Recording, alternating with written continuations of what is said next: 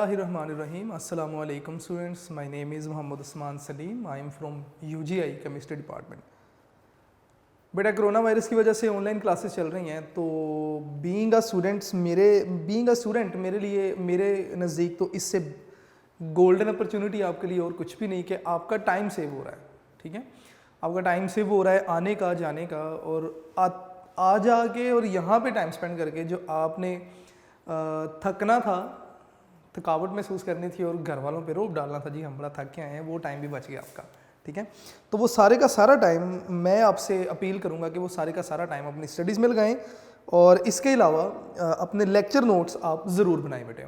ठीक है, तो प्रीवियस जो हमारा लेक्चर था, अगर बुक से देखेंगे तो वो एक्सरसाइज थी चैप्टर 3 की। उसमें हमने तकरीबन मैंने 2-3 क्वेश्चन, सिर्फ 2 से 2 क्वेश्चन शायद आपको एज असाइनमेंट दिए थे। हालांकि वैसे अगर आप क्लास में होते तो शायद मैं आपको डेली 2-3 क्वेश्चन देता और मैं आपसे बाद में पूछता कि हाँ जी कर लिया है। चूँकि अब मेरे सामने नहीं है आप, तो मैंने सॉल्व कर दिए ताकि आप कर सकें उन्हें ईजिली। ठीक है, अब आज हम स्टार्ट करने जा रहे हैं chapter number 4। Chapter 4 name is liquids and solids. तो सबसे पहले तो हम नाम लिख देते हैं चैप्टर का, लिक्विड्स एंड सॉलिड्स।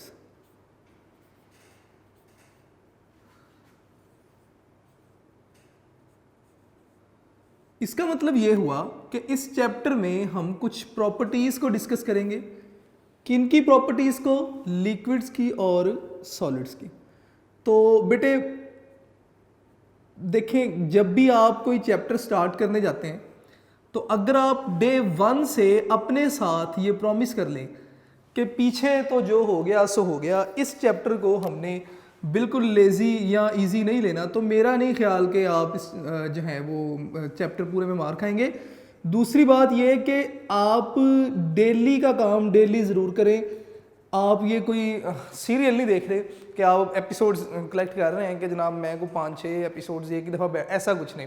आप डेली का लेक्चर अपना डेली सुनेंगे, फिर जाके चीज़ें आपके लिए आसान होंगी, क्योंकि जो आप लेक्चर सुनेंगे रेस्ट ऑफ द टाइम आपने उस लेक्चर को प्रिपेयर करना है। अगर आप 4 से 5 लेक्चर एक साथ बनाएंगे तो फिर वो आपके लिए बड़ा मुश्किल हो जाएगा। ठीक है, तो फर्स्ट ऑफ ऑल तो हम इस चैप्टर की इम्पोर्टेंस को देख लेते हैं कि ये चैप्टर कितना इंपॉर्टेंट है। एमसीक्यू वाइज भी इंपॉर्टेंट है, शॉर्ट क्वेश्चन वाइज भी और लॉन्ग क्वेश्चन वाइज भी इंपॉर्टेंट है। एमसीक्यू वाइज क्यों?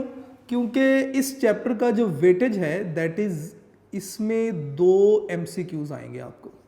इस चैप्टर में से 2 एमसीक्यूज आएंगे। ठीक है, इस चैप्टर में से आपको 4 शॉर्ट क्वेश्चन पूछे जाएंगे,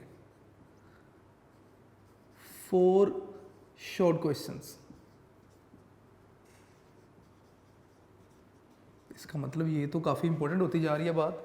एज वेल एज इस चैप्टर में से आपसे 1 पार्ट ऑफ लॉन्ग क्वेश्चन, और वो लॉन्ग क्वेश्चन कौन सा होगा? Question number 5। इसका एक पार्ट, और वो कौन सा पार्ट है? बी पार्ट, आपसे चैप्टर 4 में से पूछा जाएगा।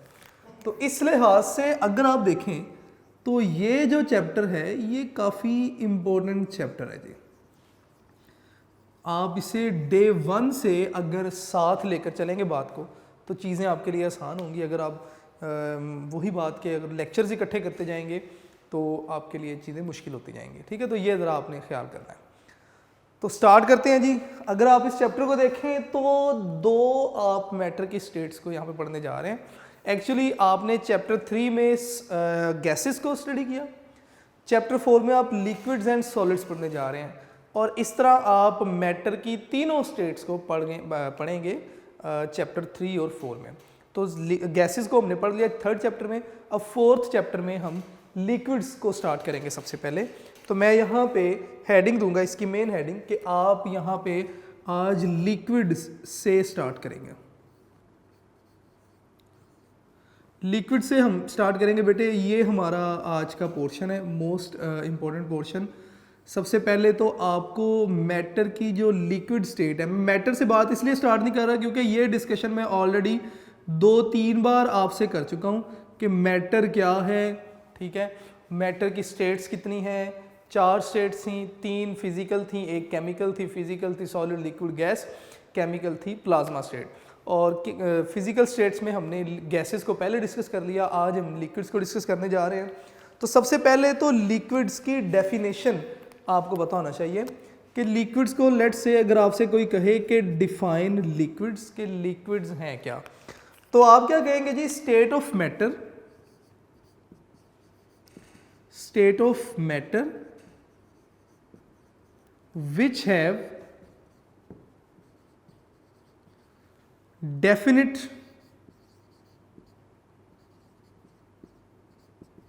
volume but no definite shape।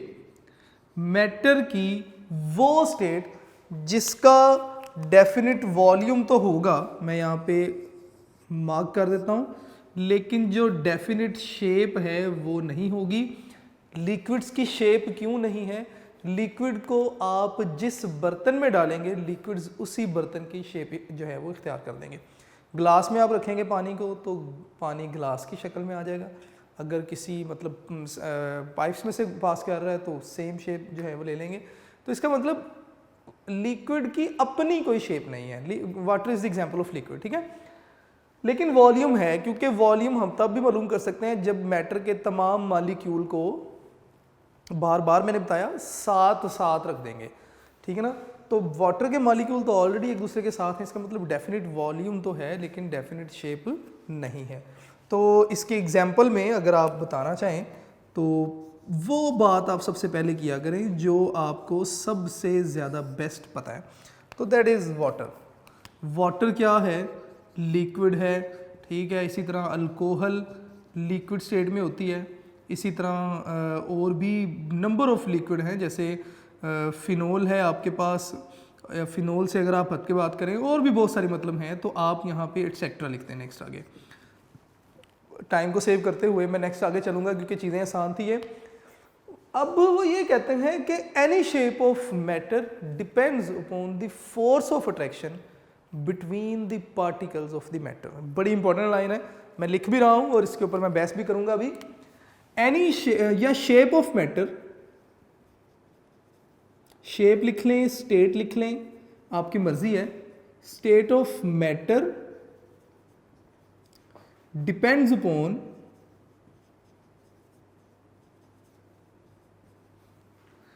forces of attraction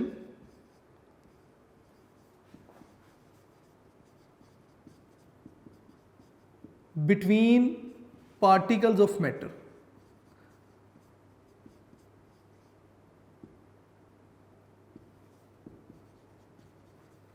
इसका मतलब क्या है? वो कहते हैं जी कि मैटर की स्टेट कौन सी है? सॉलिड है, लिक्विड है, गैस है, क्या स्टेट है?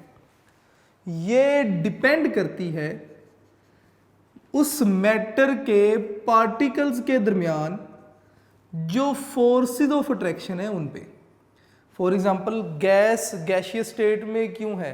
क्योंकि हमने केएमटी में पढ़ा था कि गैस के मॉलिक्यूल्स के दरमियान फोर्स ऑफ अट्रैक्शन तकरीबन ना होने के बराबर है, इसीलिए गैस मॉलिक्यूल एक दूसरे से बहुत ज़्यादा डिस्टेंस पे है। तो मॉलिक्यूल्स के दरमियान फोर्स ऑफ अट्रैक्शन नहीं है तो मॉलिक्यूल्स दूर दूर हैं, तो मैटर गैशियस स्टेट में है। इसका मतलब गैशियस स्टेट डिपेंड करती है force of attraction between the gas molecules. इसी तरह लिक्विड्स की अगर आप बात करें तो लिक्विड्स के पार्टिकल्स के दरमियान फोर्स ऑफ अट्रैक्शन मौजूद है, इसलिए लिक्विड पार्टिकल एक दूसरे के साथ साथ मौजूद हैं। सॉलिड्स की बात करें तो सॉलिड के पार्टिकल्स के दरमियान भी फोर्सेस ऑफ अट्रैक्शन मौजूद हैं, लेकिन लिक्विड से ज़्यादा हैं, इसीलिए सॉलिड के पार्टिकल्स अपनी पोजीशन चेंज नहीं करते, लेकिन लिक्विड के पार्टिकल्स के दरमियान भी फोर्स ऑफ अट्रैक्शन है लेकिन सॉलिड से कम है। लिक्विड पार्टिकल साथ साथ तो रहते हैं लेकिन विद इन द लिक्विड जिधर मर्जी मूव कर रहे हैं जनाब, ठीक है। तो इसका मतलब कि मैटर की कौन सी स्टेट होगी डिपेंड करता है between the forces of attraction among the particles. तो ये जो फोर्सेस ऑफ अट्रैक्शन है ये दो तरह की हैं, तो इन दो तरह के फोर्सेस ऑफ अट्रैक्शन को मैं यहाँ पे डिस्कस करूँगा। मैं यहाँ से ही अंडरलाइन कर देता हूँ कि ये फोर्सेस ऑफ अट्रैक्शन दो तरह की है, और लिख लेते हैं जी नहीं यहाँ पे। एक आपके पास है जी इंटरमॉलिक्यूलर और एक है जी इंट्रा मॉलिक्यूलर फोर्सेस। ठीक है, तो मैं यहाँ पे लिख रहा हूँ बेटे इंटर मॉलिक्यूलर फोर्सेस है जी, एक इंटर मॉलिक्यूलर फोर्सेस और दूसरी है जी इंट्रा मॉलिक्यूलर फोर्सेस। दोनों के स्पेल तकरीबन एक जैसे हैं, बस थोड़ा सा डिफरेंस है, तो आपने इसे गौर से देख लेना जी ज़रा। इंटर मॉलिक्यूलर फोर्सेस और intra molecular forces. Inter molecular forces कौन सी हैं? सबसे पहले तो हमें ये पता होना चाहिए, वो कहते हैं जी कि वो फोर्सेस जो कि मॉलिक्यूल के दरमियान होंगी, आप उन्हें इंटर मॉलिक्यूलर फोर्सेस का नाम देंगे। मैं इस तरफ लिखूंगा, शायद मेरी बात क्लियर ना हो, लेकिन जब मैं इस तरफ का डिफरेंस लिखूंगा तो शायद मेरा पूरा मैसेज आप तक पहुंच जाए। तो इंटरमॉलिक्यूलर फोर्सेस कौन सी हैं? वो कहता है जी कि वो फोर्सेस जो कि पाई जाती हैं अमंग द मॉलिक्यूल्स या बिटवीन द मॉलिक्यूल्स। मैं यहाँ पे लिख देता हूँ बिटवीन द मॉलिक्यूल्स। ये फोर्सेस मौजूद होती हैं बिटवीन द मॉलिक्यूल्स, लेकिन जो इंट्रा मॉलिक्यूलर फोर्सेस हैं ये फोर्सेस मौजूद होती हैं विद इन द मॉलिक्यूल। ठीक है, with in the molecule between atoms. तो मैं यहां पे लिख देता हूं with in the molecule, with in the molecule between atoms. मैं अपनी इस बात को क्लियर भी करूंगा अभी। देखें, मैंने कहा बिटवीन द मॉलिक्यूल। इसकी एग्जांपल अगर मैं लिखना चाहूं यहां पे, तो लेट्स से मेरे पास एक मॉलिक्यूल ये है पॉजिटिव साइड और नेगेटिव साइड, दूसरा मॉलिक्यूल ये है पॉजिटिव साइड नेगेटिव साइड। एक मॉलिक्यूल का पॉजिटिव पार्ट दूसरे मॉलिक्यूल के नेगेटिव पार्ट को अपनी तरफ क्या करेगा? अट्रैक्ट करेगा। तो अगर आप देखें तो ये जो इंटर मॉलिक्यूलर फोर्सेस हैं ये दो मॉलिक्यूल के दरमियान हैं। एक मॉलिक्यूल 1 था, एक मॉलिक्यूल 2 है, दो डिफरेंट मॉलिक्यूल है, उनके दरमियान जो फोर्स ऑफ अट्रैक्शन है वो इंटर मॉलिक्यूलर फोर्सेस है। दूसरी तरफ अगर आप देखें तो लेट्स से कि मेरे पास कार्बन है, 4 इसने बॉन्ड बनाए हुए हैं जी हाइड्रोजन्स के साथ। तो ये जो बॉन्ड है ना, ये बॉन्ड, ये आपके पास इंट्रा मॉलिक्यूलर फोर्स है। तो अगर आप देखें तो ये जो फोर्स है ये दो एटम्स के दरमियान में है, एक मॉलिक्यूल में एटम्स के दरमियान फोर्स है। तो मैंने कहा जी विद इन द मॉलिक्यूल के, मॉलिक्यूल के अंदर ही बिटवीन एटम्स, एटम के दरमियान जो फोर्स है वो इंट्रा है। इधर भी इंट्रा है, इधर भी इंट्रा है, और इनके दरमियान भी इंट्रा मॉलिक्यूलर फोर्स है। इसका मतलब ये हुआ कि ये जो फोर्सेस हैं, चलें इसको मैं बात को साथ साथ आगे लेकर चलता हूँ, ज़रा देखते रहिएगा, साथ साथ मैं एक्सप्लेन भी करता जाऊँगा। ये जो आपके पास इंटरमॉलिक्यूलर फोर्सेस हैं, ठीक है, ये वीक होती हैं। ये क्या होती हैं जी? वीक फोर्सेस होती हैं। और ये जो इंट्रामॉलिक्यूलर फोर्सेस हैं ये स्ट्रॉन्ग होती हैं as compared to intermolecular forces. तो मैं यहाँ पे लिख रहा हूँ जी स्ट्रॉन्ग फोर्सेस हैं जी। ये दोनों का आपस में कंपैरिजन बता रहा हूँ कि इंटरमॉलिक्यूलर फोर्सेस कंपैरेटिवली वीक हैं, इंट्रामॉलिक्यूलर फोर्सेस कंपैरेटिवली स्ट्रॉन्ग हैं। ठीक है, ये जो आपके पास इंट्रामॉलिक्यूलर फोर्सेस हैं इन्हें आप एडहेसिव फोर्सेस भी कहते हैं और इन्हें आप कोहेसिव फोर्सेस भी कहते हैं। तो सॉरी, ये कोहेसिव फोर्सेस हैं और ये एडहेसिव, मैं यहाँ पे लिखता जाता हूँ साथ साथ। इन्हें बेटे आप एडहेसिव फोर्सेस भी कहते हैं।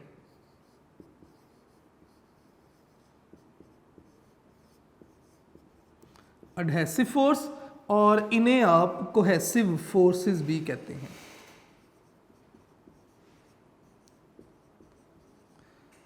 एडहेसिव प्रॉपर्टी एडहेशन से है, मतलब स्टिकिंग प्रॉपर्टी है ये।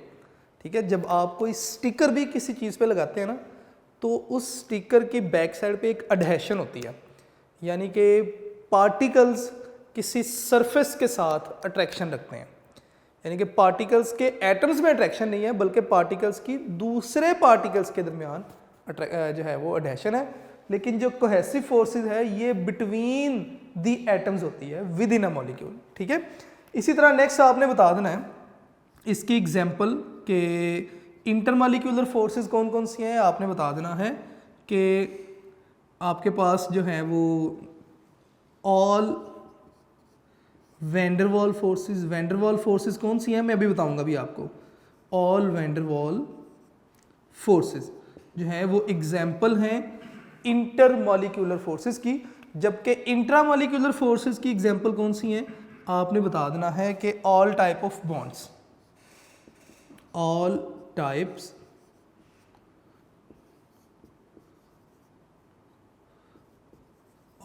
ऑफ बॉन्ड्स के बॉन्ड्स की जितनी भी टाइप्स हैं, for example covalent bond, coordinate covalent bond, ठीक है, आयोनिक बॉन्ड और इसी तरह double covalent bond, triple covalent bond, ये सारी की सारी इंट्रामॉलिक्यूलर फोर्सेस में आ जाती हैं।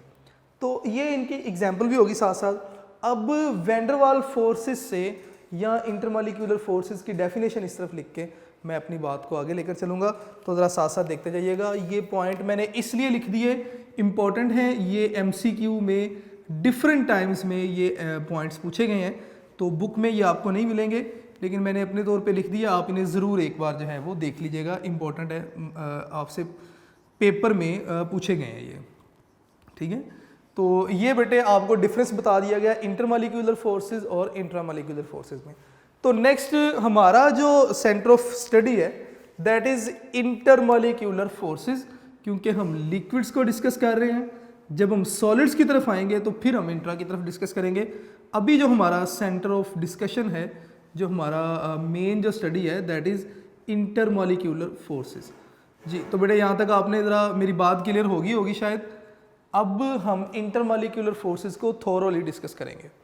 तो ले जी इस तरफ आते हैं, ये साइड मैं रिमूव नहीं कर रहा क्योंकि यहाँ से मैंने अपना चैप्टर स्टार्ट किया था, तो ये साइड एज इट इज़ मैंने लिख दी। इंटरमॉलिक्यूलर फोर्सेस हैं क्या? वो कहता है जी कि forces, electrostatic forces of attraction, मैं यहाँ पे लिख रहा हूँ बेटे, इंटरमॉलिक्यूलर फोर्सेस की डेफिनेशन लिख रहा हूँ, और इंटरमॉलिक्यूलर फोर्सेस को मैं नेक्स्ट अब IMF से डिनोट करूँगा, IMF से डिनोट करूँगा अब मैं, ठीक है। इंटरमॉलिक्यूलर फोर्सेस तो है क्या ये? वो कहता है जी कि electrostatic forces of attraction, electrostatic forces of attraction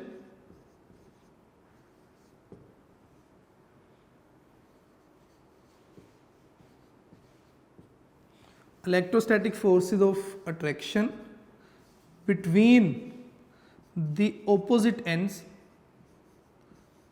या opposite pole कह दें आप, आपकी मर्जी है,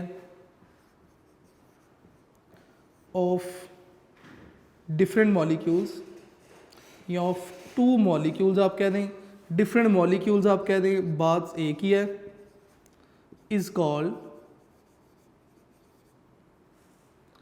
इंटरमॉलिक्यूलर फोर्स।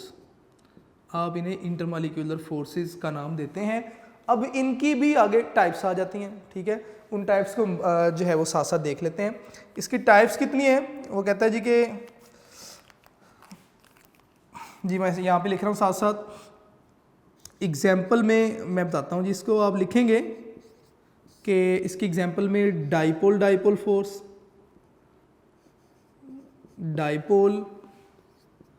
डाइपोल फोर्स पहली इसकी एग्जांपल हो जाएगी, ठीक है। उसके बाद इसी तरह दूसरी एग्जांपल अगर आप लिखेंगे, ये नंबर 1 है, second example dipole induced dipole force,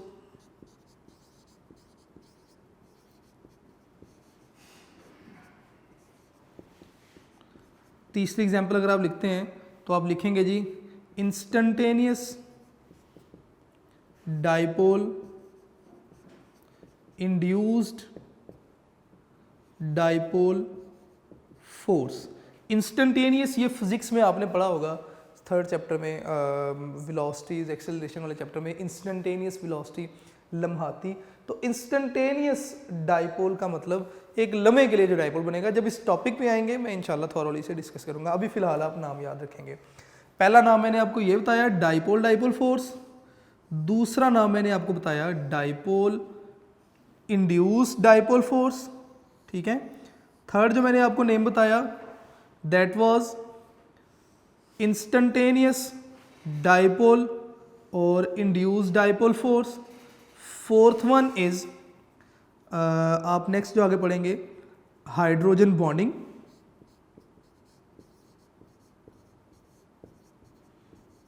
ये भी इसी में आ जाएगा हाइड्रोजन बॉन्डिंग। और हाइड्रोजन बॉन्डिंग के बाद एक और टाइप है जो हम फिलहाल हमारे सिलेबस का हिस्सा नहीं है, that is ion dipole force, यानी कि ये आयन और डाइपोल के दरमियान होंगी। तो ये टोटल कुछ टाइप्स हैं वैन डर वाल्स फोर्सेस की, और अगर आप इन्हें कलेक्टिवली नाम देना चाहें तो आप इन्हें collectively van der Waals forces भी कहते हैं।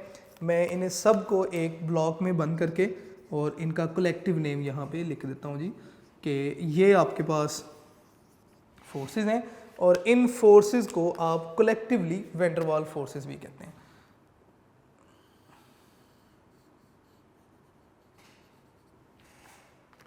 यहाँ पे लिख देता हूँ जी called van der Waals forces.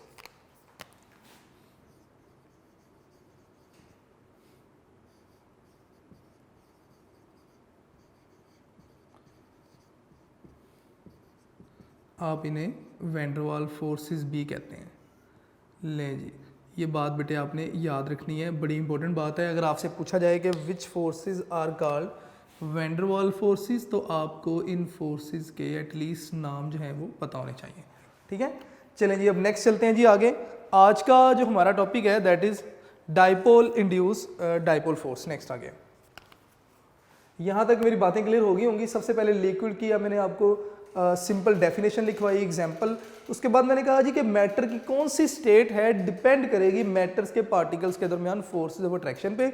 और फोर्सेस ऑफ अट्रैक्शन दो तरह की हैं, इंटरमॉलिक्यूलर और इंट्रामॉलिक्यूलर। इंटरमॉलिक्यूलर फोर्सेस जो हैं ये बिटवीन द मॉलिक्यूल्स पाई जाती हैं, जबकि इंट्रामॉलिक्यूल मॉलिक्यूल में जो एटम्स हैं, एटम्स के दरमियान ये फोर्सेस पाई जाती हैं। इंटरमॉलिक्यूलर फोर्स की एग्जांपल मैंने यहाँ पे भी लिख दी और इंट्रा की भी एग्जांपल लिख दी यहाँ पे। Intermolecular forces comparatively weak forces होती हैं, लेकिन इंट्रामॉलिक्यूलर फोर्सेस स्ट्रॉन्ग फोर्सेस हैं बिकॉज दीज आर बॉन्ड्स। ये बॉन्ड्स नहीं है। इंटरमॉलिक्यूलर फोर्सेस एडहेसिव फोर्सेस कहलाती हैं, इंट्रामॉलिक्यूलर फोर्सेस कोहेसिव फोर्सेस कहलाती हैं। ऑल जो वैन डर वाल्स फोर्सेस हैं आप इन्हें इंटरमॉलिक्यूलर फोर्सेस कहते हैं, और ऑल टाइप ऑफ बॉन्ड्स जो हैं आप इन्हें इंट्रामॉलिक्यूलर फोर्सेस। इसके अलावा भी और भी बहुत सारे डिफरेंसेस हैं, लेकिन उनकी ज़रूरत नहीं है हमें। अब जो वैन डर वाल्स फोर्सेस थी मैंने यहाँ से बात स्टार्ट करनी थी, लेकिन हमारा टॉपिक मैंने कहा था इंटरमॉलिक्यूलर फोर्सेस से। तो सबसे पहले इंटरमॉलिक्यूलर फोर्सेस की डेफिनेशन बताई कि electrostatic forces of attraction between the opposite ends of two या डिफरेंट मॉलिक्यूल्स। ठीक है, ये जो डिफरेंट मॉलिक्यूल हैं सेम भी हो सकते हैं, डिफरेंट भी हो सकते हैं, is called IMF intermolecular forces. Example 5 इनकी एग्जांपल मैंने आपको बताई, और इन पांचों को कलेक्टिवली अगर आप नाम देना चाहें तो आप इन्हें वैन डर वाल्स फोर्सेस भी कहते हैं। तो लेकिन जी नेक्स्ट हमारा आज का जो टॉपिक है इसकी इंटरमॉलिक्यूलर फोर्सेस की टाइप्स में से सबसे पहले टाइप यानी कि डाइपोल फोर्स आज हम स्टार्ट करेंगे इसके साथ। तो लेकिन जी बेटे साथ साथ रहेंगे, ज़रा हेडिंग आप भी लिख लें अपने रजिस्टर पे या जहाँ भी आप नोट कर रहे हैं, मैं भी साथ साथ लिखता जाऊँगा डाइपोल फोर्स। लेकिन उससे पहले आफ्टर राइटिंग द हेडिंग मैं आपसे डाइपोल के मीनिंग पूछूंगा कि डाइपोल कहते किसे हैं। एटलीस्ट हमें डाइपोल के मीनिंग तो पता होनी चाहिए कि डाइपोल होता क्या है। आपने एक मैग्नेट ज़रूर देखा होगा, मैग्नेट के 2 पोल होते हैं, एक साउथ पोल और एक नॉर्थ पोल। 2 डिफरेंट पोल्स हैं और दोनों एक दूसरे को क्या करते हैं, अट्रैक्ट करते हैं। ठीक है, तो इसी तरह अगर एक मॉलिक्यूल जिसके 2 एंड हो, एक पॉजिटिव एंड और एक नेगेटिव एंड, तो उसके 2 पोल बन गए, ऐसे मॉलिक्यूल को हम कहते हैं पोलर मॉलिक्यूल। ऐसे मॉलिक्यूल को हम पोलर मॉलिक्यूल कहते हैं। तो सबसे पहले जी अपनी हेडिंग देंगे, सब हेडिंग है तो मैं ब्लू मार्कर से लिखूंगा डाइपोल फोर्स है जी।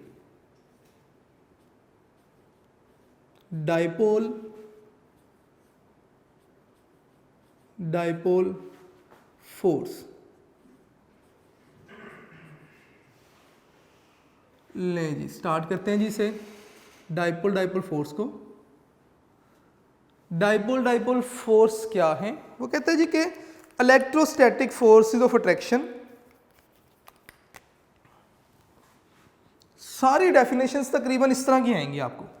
अब डाइपोल फोर्स की डेफिनेशन भी इसी तरह की होगी, लेकिन 1-2 एडिशनल वर्ड्स हो जाएंगे। तो वो कहते हैं जी कि electrostatic forces of attraction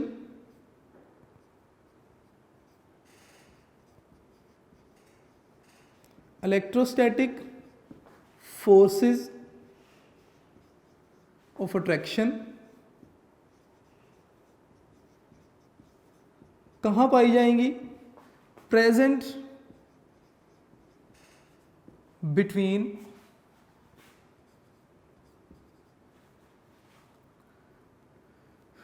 partial positively या partial positive end of one molecule and partial negative end of other molecule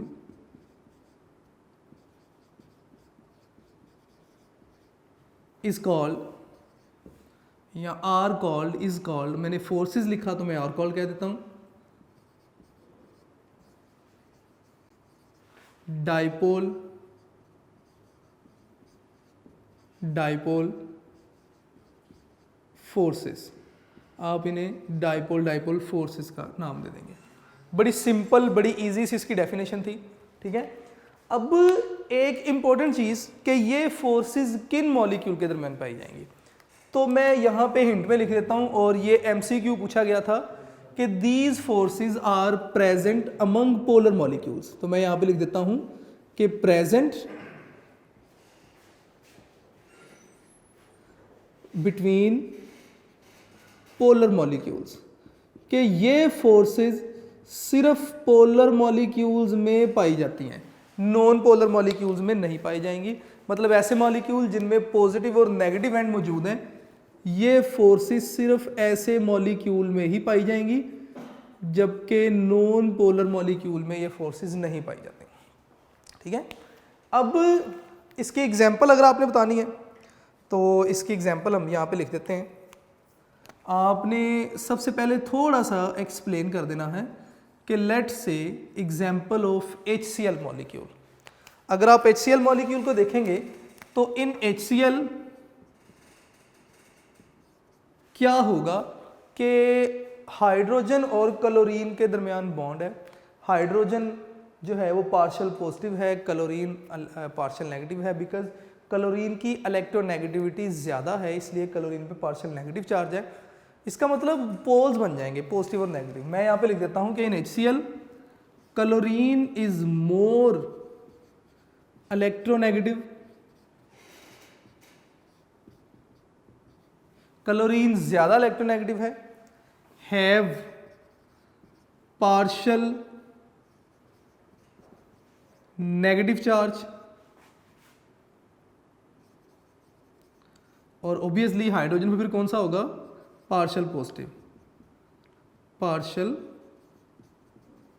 positive, hydrogen पे पार्शियल पॉजिटिव चार्ज होगा, ठीक है। तो अगर मैं इसकी एग्जांपल लिखना चाहूँ या इसकी डायग्राम बनाना चाहूँ तो मैं इस तरह लिखूँगा कि हाइड्रोजन है और क्लोरीन है, दरमियान में इनके बॉन्ड बन गया, ये पार्शियल पॉजिटिव और ये पार्शियल नेगेटिव। पार्शियल पहले लिखेंगे और नेगेटिव बाद में, ठीक है। इसी तरह एक और HCl अगर आप लिख लें तो पार्शियल पॉजिटिव और ये पार्शियल नेगेटिव। एक और HCl अगर आप लिख लें तो पार्शियल पॉजिटिव और ये पार्शियल नेगेटिव। अब इनको अगर मैं मॉलिक्यूल की फॉर्म में लिखना चाहूँ तो मैं इस तरह लिख दूँ कि जनाब ये आपके पास मॉलिक्यूल है HCl का, मैं इधर H लिख देता हूँ और इधर Cl लिख देता हूँ। अगर आप इस मॉलिक्यूल के इस एंड को देखें तो पार्शियल पॉजिटिव और ये एंड पार्शियल नेगेटिव। ये एक और मॉलिक्यूल आ गया, इस एंड को अगर आप H लिख दें और इसको Cl लिख दें तो पार्शियल पॉजिटिव पार्शियल नेगेटिव। ये एक और एंड आ गया जी, इस एंड को अगर आप H लिख दें Cl लिख दें, पार्शियल पॉजिटिव पार्शियल नेगेटिव। अब अगर आप देखें तो ये पॉजिटिव एंड दूसरे मॉलिक्यूल के नेगेटिव एंड को अपनी तरफ अट्रैक्ट कर रहा है, ये पॉजिटिव एंड दूसरे मॉलिक्यूल के नेगेटिव एंड को अपनी तरफ अट्रैक्ट कर रहा है। इसी तरह यहाँ से पीछे वाला हाइड्रोजन इसे अट्रैक्ट करेगा और ये हाइड्रोजन अपने से आगे वाले क्लोरीन को अट्रैक्ट कर रहा है। तो ये जो मैंने रेड से फोर्सेस दिखा दी ये डाइपोल डाइपोल फोर्सेस हैं। कैसे? यहाँ पे भी देख लें अगर आप तो एक क्लोरीन दूसरे हाइड्रोजन के साथ अट्रैक्शन रखता है, इसी तरह ये हाइड्रोजन इस क्लोरीन के साथ अट्रैक्शन रखता है, ये क्लोरीन आगे किसी हाइड्रोजन के साथ और ये हाइड्रोजन आगे किसी क्लोरीन के साथ। तो अगर आप देखें तो हर मॉलिक्यूल का एक पोल दूसरे मॉलिक्यूल के ऑपोजिट पोल को अपनी तरफ क्या कर रहा है, अट्रैक्ट कर रहा है। तो जरा डेफिनेशन पे आ जाए। मैंने कहा जी electrostatic forces of attraction. Electrostatic forces कौन सी होती हैं? जो चार्जेस के दरमियान हो, इलेक्ट्रो चार्जेस को कहते हैं, स्टैटिक मीन्स एट रेस्ट। तो चार्जेस के दरमियान जो फोर्सेस होती हैं, किन किन चार्जेस के दरमियान या कैसे, वो कहता है जी बिटवीन पार्शियल पॉजिटिव एंड, तो ये पार्शियल पॉजिटिव एंड था ऑफ वन मॉलिक्यूल, एक मॉलिक्यूल का partial positive and and partial negative and किसका जी, ऑफ अदर मॉलिक्यूल, दूसरे मॉलिक्यूल के पार्शियल नेगेटिव एंड के दरमियान। ये फोर्सेस क्या कहलाएगी? डाइपोल डाइपोल फोर्सेस कहलाएगी। इनकी एग्जाम्पल मैंने यहाँ पे लिख दी। इनके फैक्टर्स हैं जी, कुछ फैक्टर्स भी हम यहाँ पे लिख देते हैं। कहते हैं जी कौन कौन से फैक्टर्स हैं जिन पे ये फोर्सेस डिपेंड करती हैं। तो मैं यहाँ पे लिख देता हूँ कि फैक्टर्स कौन कौन से हैं। आपने बताना है कि ये जो फोर्सेस हैं डाइपोल डाइपोल फोर्सेस, मैं इस तरह लिख रहा हूँ जी, ये डायरेक्टली प्रोपोर्शनल होंगी किसके? इलेक्ट्रोनेगेटिविटी डिफरेंस के। ये साइन का मतलब डिफरेंस और EN का मतलब इलेक्ट्रोनेगेटिविटी। अगर दो एटम्स के दरमियान, ये जो मैं एक मॉलिक्यूल दिखा रहा हूँ आपको, अगर इनके दरमियान इलेक्ट्रोनेगेटिविटी डिफरेंस ज़्यादा होगा तो उतना ही ज़्यादा पार्शियल नेगेटिव और उतना ही ज़्यादा पार्शियल पॉजिटिव चार्ज होगा। अगर इधर पार्शियल नेगेटिव चार्ज ज़्यादा है, इधर पार्शियल पॉजिटिव चार्ज ज़्यादा है, तो इसका मतलब भी तो यही है ना कि इधर पार्शियल नेगेटिव चार्ज ज़्यादा, इधर पार्शियल पॉजिटिव चार्ज ज़्यादा है। तो ये हाईली पार्शियल नेगेटिव उतने ही ज़्यादा हाईली पार्शियल पॉजिटिव को अट्रैक्ट करेगा। जब इन पे चार्जेस ज़्यादा हो गए तो इसका मतलब कि इनकी अट्रैक्शन भी क्या हो जाएगी? स्ट्रॉन्ग हो जाएगी। तो इसका मतलब dipole dipole forces directly proportional हैं डिफरेंस ऑफ इलेक्ट्रोनेगेटिविटी के बिटवीन द बॉन्डेड एटम्स। इसके अलावा ये जो डाइपोल डाइपोल फोर्सेस हैं ये इनवर्सली प्रोपोर्शनल है। मैं यहाँ पे ही लिख देता हूँ बेटे आसानी के लिए, डिस्टेंस बिटवीन द मॉलिक्यूल्स। तो इनवर्सली प्रोपोर्शनल के लिए हम हमेशा नीचे लिखते हैं, तो मैं यहाँ पे लिखूंगा डिस्टेंस बिटवीन मॉलिक्यूल्स। मॉलिक्यूल्स के दरमियान डिस्टेंस ज़्यादा अगर होगा तो ये फोर्सेस वीक हो जाएंगी। जाहिर बात है, अगर ये जो दो मॉलिक्यूल पड़े हैं मैं इन्हें थोड़े ज़्यादा डिस्टेंस पे रखूँगा तो पॉजिटिव और नेगेटिव एक दूसरे से दूर हो जाएंगे और इनके दरमियान अट्रैक्शन वीक हो जाएगी। बिल्कुल ऐसे जैसे दो मैग्नेट के दरमियान फासला ज़्यादा कर दें तो अट्रैक्शन वीक होती जाएगी। यही वजह है कि जो गैस मॉलिक्यूल्स हैं उनके दरमियान फोर्सेस ऑफ अट्रैक्शन बड़ी कम होती हैं, क्योंकि डिस्टेंस बहुत ज़्यादा है। तो डिस्टेंस ज़्यादा होने की वजह से फोर्सेस ऑफ अट्रैक्शन जो हैं वो बड़ी कम होती हैं, तकरीबन वो कहते हैं जी ना होने के बराबर होती हैं। ठीक है, अब ये तो थे कुछ फैक्टर्स जिन पे ये डिपेंड कर रही थी। बहुत सारी प्रॉपर्टीज़ जो हैं वो डाइपोल डाइपोल फोर्सेस पे डिपेंड करती हैं। लास्ट वाला इसका पैराग्राफ है, वो कहता है जी तकरीबन जितनी भी थर्मोडायनामिक प्रॉपर्टीज़ हैं, जैसे heat of vaporisation, heat of fusion, vaporisation का मतलब वेपर्स में कन्वर्ट करना। अगर आपके पास कोई लिक्विड है आपने उसे वेपर में कन्वर्ट करना है, आप हीट करेंगे। एक मोल लिक्विड को वेपर में कन्वर्ट करने के लिए जो हीट आप देंगे वो हीट ऑफ वेपराइजेशन है। अगर लिक्विड के पार्टिकल्स के दरमियान डाइपोल डाइपोल फोर्स स्ट्रॉन्ग होगी, यानी कि इस मॉलिक्यूल ने स्ट्रॉन्गली इस मॉलिक्यूल को पकड़ा हुआ है, तो वेपर बनाने के लिए आपको ज़्यादा हीट देनी पड़ेगी। इसका मतलब हीट ऑफ वेपराइजेशन डिपेंड कर रहा है इन फोर्सेस की स्ट्रेंथ पे। हीट ऑफ जो है वो फ्यूजन, जितनी भी मतलब थर्मोडायनामिक प्रॉपर्टीज़ हैं, बॉइलिंग पॉइंट, मेल्टिंग पॉइंट, ये सारे डिपेंड करते हैं इन डाइपोल डाइपोल फोर्सेस पे। लास्ट में बेटे एक बात आपने याद रखनी है कि ये जो फोर्सेस हैं ये 1% इफेक्टिव हैं as compared to covalent bond. तो मैं यहाँ पे लिख देता हूँ 1% as effective as covalent bond, कि ये कोवेलेंट बॉन्ड के 1% इफेक्टिव हैं। ये बड़ी इंपॉर्टेंट लाइन है, MCQ ये पूछा गया था। ठीक है, कि dipole dipole forces are -% as effective as a covalent bond, तो answer was 1% as effective as a covalent bond. तो ये बेटे आज का टॉपिक था आपका। ठीक है, हमने चैप्टर 4 स्टार्ट किया। स्टार्ट में मैंने आपको बताया कि इस चैप्टर में से 2 MCQ आपको आएंगे, 4 शॉर्ट क्वेश्चन आएंगे और एक पार्ट आएगा लॉन्ग क्वेश्चन का, क्वेश्चन नंबर 5 का बी पार्ट होगा वो, ठीक है। आपको ये बातें क्लियर होनी चाहिए। लिक्विड्स की डेफिनेशन, लिक्विड्स की प्रॉपर्टीज़ क्या हैं, हमने थर्ड चैप्टर में लिक्विड्स की प्रॉपर्टीज़ को डिस्कस कर लिया था, मैंने यहाँ पे डिस्कस नहीं किया। इसके बाद आपने एग्जाम्पल बताने के बाद आपने बताया कि फोर्सेस ऑफ अट्रैक्शन जो हैं पार्टिकल्स के दरमियान ये डिपेंड करती हैं कि मैटर की स्टेट क्या होगी। फिर आपने फोर्स ऑफ अट्रैक्शन को बताया कि दो तरह की हैं, इंटर और intra. Inter molecular forces between the molecules और intra molecular forces within a molecule among the atoms. ये बताने के बाद आपने दोनों में डिफरेंसेस बताए कि जितने भी बॉन्ड्स हैं, ionic bond, covalent bond, coordinate covalent bond, इसके अलावा ये जो बॉन्ड्स हैं ये तमाम इंट्रामॉलिक्यूलर फोर्सेस हैं, जबकि वैन डर वाल फोर्सेस आप इंटरमॉलिक्यूलर फोर्सेस कहते हैं। और वैन डर वाल फोर्सेस कौन सी हैं?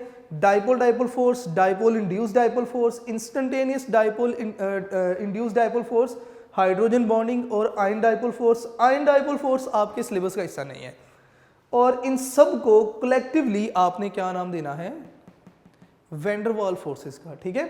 उसके बाद हमने डाइपोल डाइपोल आज स्टार्ट किया, इजी था, मैंने डेफिनेशन लिखी, डेफिनेशन को डिस्कस करने के बाद हमने एग्जांपल को डिस्कस किया, एग्जांपल को डिस्कस करने के बाद मैंने कहा जी फैक्टर्स कौन कौन से हैं। Dipole dipole forces directly proportional है डिफरेंस ऑफ इलेक्ट्रोनेगेटिविटी के, एंड इन्वर्सली प्रोपोर्शनल होगी डिस्टेंस बिटवीन दी मॉलिक्यूल्स।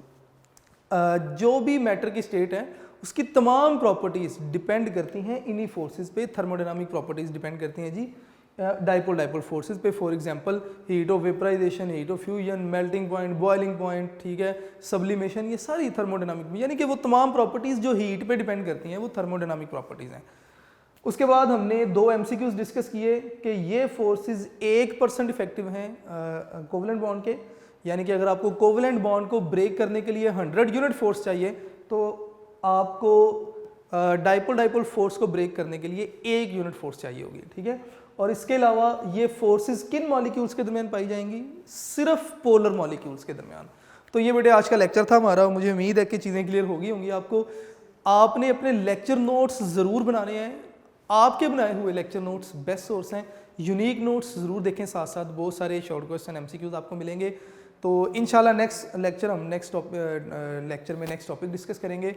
बेटा आप घर पे रहें, अपना ख्याल रखें, अपने घर वालों को भी सेफ़ रखें, बड़ों का अदब करें, बच्चों से प्यार करें, नमाज़ पढ़ें, अल्लाह ताला से दुआ करेंगे हमें इस जो बड़े मुश्किल से हालात हाज़रा हैं हमें इनमें से अल्लाह ताला सेफ़ एंड साउंड गुजारें। तो इंशाल्लाह नेक्स्ट लेक्चर में बेटे मुलाकात होगी। अल्लाह हाफ़िज़।